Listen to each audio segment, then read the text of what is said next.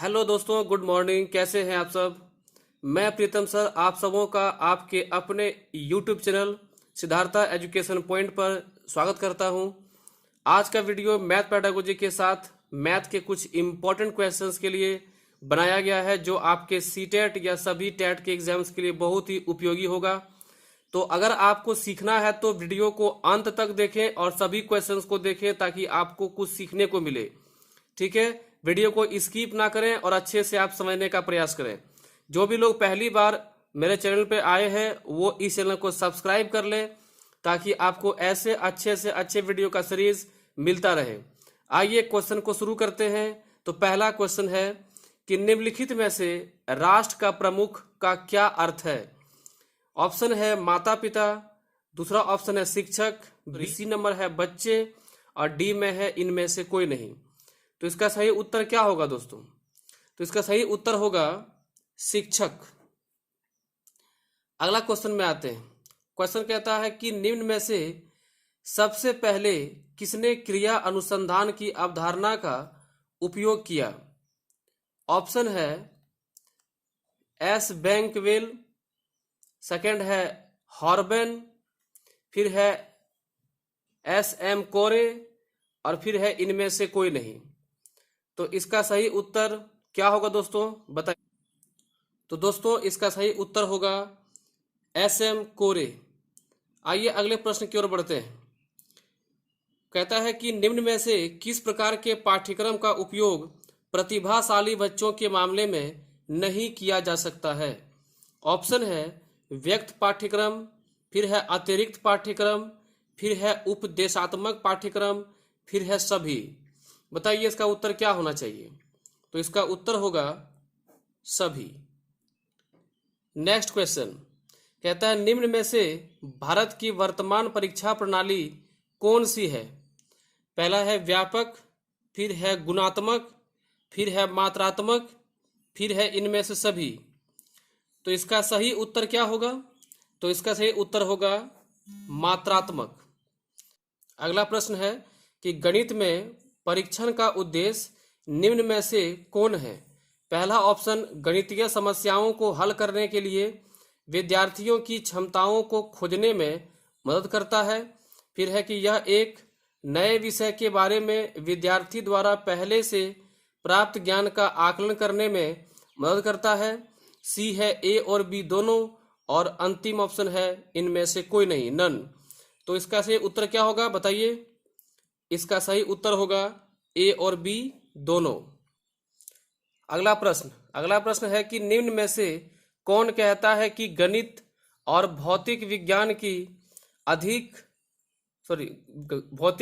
की भाषा है। अगला प्रश्न है कहता है कि निम्न में से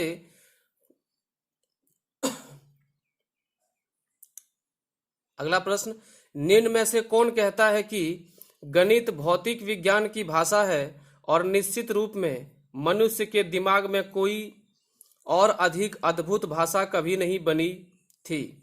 ऑप्शन है लिंडसे, फिर है गैलीलियो, फिर है नेपोलियन, या इनमें से कोई नहीं। तो इसका सही उत्तर क्या होगा? सही उत्तर होगा लिंडसे। आइए अगले क्वेश्चन की ओर चलते हैं। अगला प्रश्न है गणित के नियम एवं सिद्धांत में समावेश है।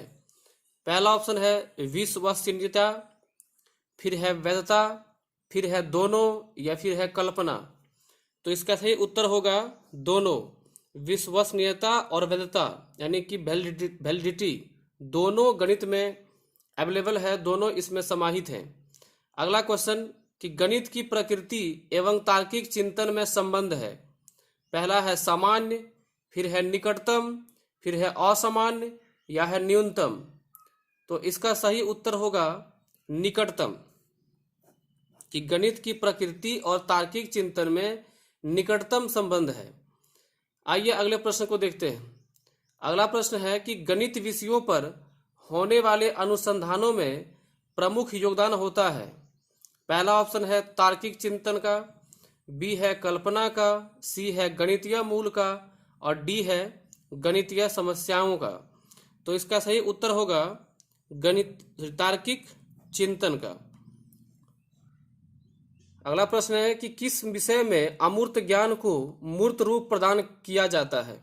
ऑप्शन है गणित में, बी है इतिहास में, सी है भूगोल में, डी है अर्थशास्त्र में। तो इसका उत्तर होगा ऑप्शन नंबर ए, गणित में। गणित की शिक्षा प्रारंभिक रूप से मानसिक शक्तियों को प्रशिक्षित करने के लिए दी जाती है। यह कथन किसका है। ऑप्शन ए है सल्टस, बी है श्री धराचार्य, सी है भास्कराचार्य और डी है शंकराचार्य। तो इसका उत्तर होगा सल्टस। गणित की तुलना में या गणित की तुलना तेज धार करने वाले पत्थर से की जाती है। यह कथन किसका है। ऑप्शन है हॉब्स का, फिर है फ्रावेल का, या फ्रायड का, या स्किनर का। तो ये कथन है हॉब्स का। हॉब्स ने कहा था कि गणित को तेज धार करने वाले पत्थर की तुलना या पत्थर के समान समझा जा सकता है। अगला प्रश्न है गणितज्ञ महावीराचार्य किस धर्म से संबंधित हैं।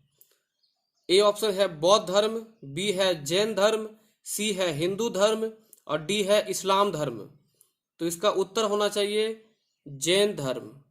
महावीराचार्य जैन धर्म से संबंधित थे।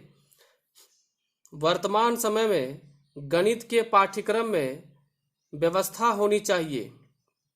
वर्तमान समय में गणित के पाठ्यक्रम में व्यवस्था होनी चाहिए किस प्रकार का। अनिवार्य विषय के रूप में, ऐच्छिक विषय के रूप में, सामान्य विषय के रूप में या उपयोगी विषय के रूप में। यानी गणित का जो स्थान होना चाहिए सिलेबस में वो कैसा होना चाहिए।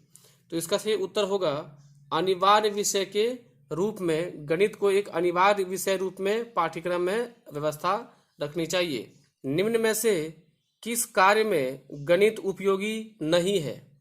ऑप्शन ए है मानसिक विकास में, शारीरिक विकास में, दार्शनिक विकास में या भौतिक विकास में।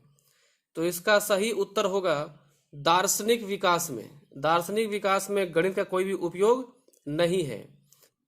तो मैथ का क्वेश्चन देखते हैं। कहता है कि यदि किसी घन का विकर्ण 18 सेंटीमीटर है तो इसका आयतन क्या होगा। तो घन का विकर्ण आपको पता है कि घन का विकर्ण जो होता है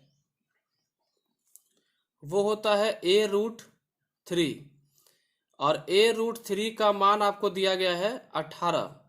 तो यहाँ से a का मान अगर आप निकालना चाहें तो 18/√3 आ जाएगा। और अगर हमको आयतन निकालना है तो आयतन का फॉर्मूला होता है घन का a का क्यूब, यानी 18/√3 गुने 18/√3 गुने 18/√3। देखिए ये √3 गुने √3 ये तो 3 हो जाएगा। तो क्या इससे हम 18 काटेंगे तो ये 6 आ जाएगा। ठीक है दोस्तों, अब देखिए क्या करना है इसमें। 18 गुने 18 गुने 6, तो 18 गुने 18 गुने 6 करेंगे आप। अब इसको कितना हो जाएगा देखिए गुना करके, और नीचे हो जाएगा √3।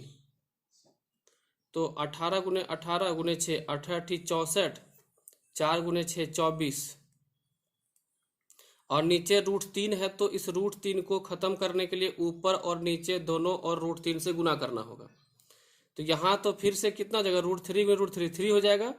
तो आप ये √3 काट के 3 कर लीजिए और 3 दूनी 6 हो जाएगा। तो 18 गुना 18 करने पर आपको मिलेगा 324, क्योंकि ये स्क्वायर हो सकता है। और 324 गुने 2 कितना होगा 648। 648 गुने √3 किसमें है, ऑप्शन नंबर बी में है। तो ये आपका आंसर का है। क्वेश्चन है कि यदि एक घनाभ बॉक्स की लंबाई, चौड़ाई और ऊंचाई क्रमशः 12, 9 और 7 सेंटीमीटर है तो घनाभ का आयतन क्या होगा। तो घनाभ का आयतन होता है L × B × H, यानी 12 गुने 9 गुने आप 7 करेंगे आपको आंसर मिल जाएगा। तो 12 गुने 9 कितना होता है 108, 108 गुने 7 7 8 56 और 7 एकम 7, यानी कि 756 आपका आंसर होगा ऑप्शन नंबर सी। क्वेश्चन है कि अगर एक संतरे की कीमत 11.5 रुपये है तो 2.5 दर्जन संतरे की लागत क्या होगी। एक संतरा का दाम 11.5, तो 11.5 लिख सकते हैं। और इसको गुना करना है 2.5 संतरे के मान से। तो एक संतरा का दाम 11.5, तो 2.5 संतरा कितना होता है 12 12 24, और फिर 2.5 दर्जन दिया है तो 12 12 24, 24 और 6 30, यानी इसको 30 से गुना करना है। यहाँ पॉइंट हटाइए, ये कट गया, 3 से गुना 5 दिया 15, 11 दिया 33 और 1 34। आपका ऑप्शन हो गया डी नंबर।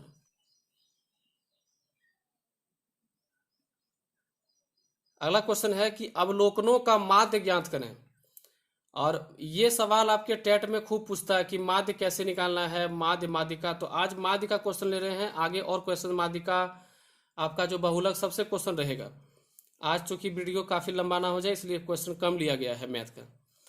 तो इन सबका माध्य निकालने के लिए आपको सबको जोड़ के जितने संख्या दिए गए सबसे भाग कर देना है।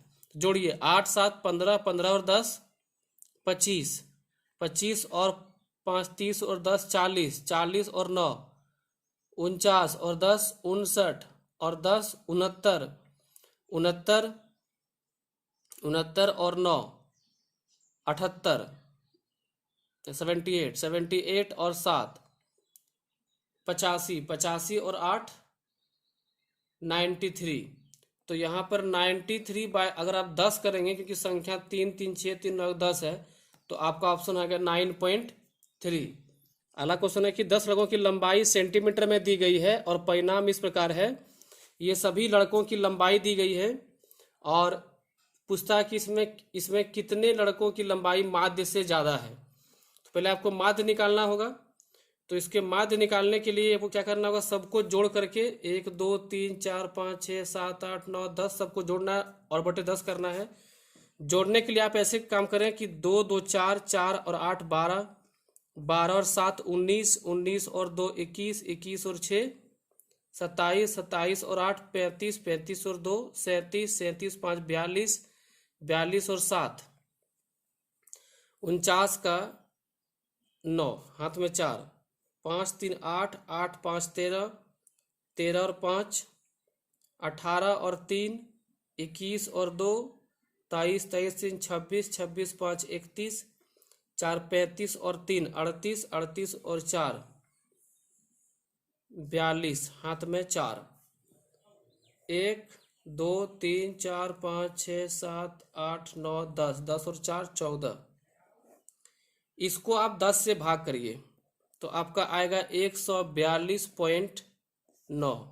तो 142 से कितने मान दिए हुए अधिक, 1 2 3 4 5। तो 5 ऐसे लड़के हैं जिसका माध्य से अधिक लंबाई दी गई है। तो आप ये सभी क्वेश्चन को देखें, समझे, आप प्रैक्टिस करिए और अगले वीडियो के लिए आप तैयार रहिए। तब तक के लिए धन्यवाद।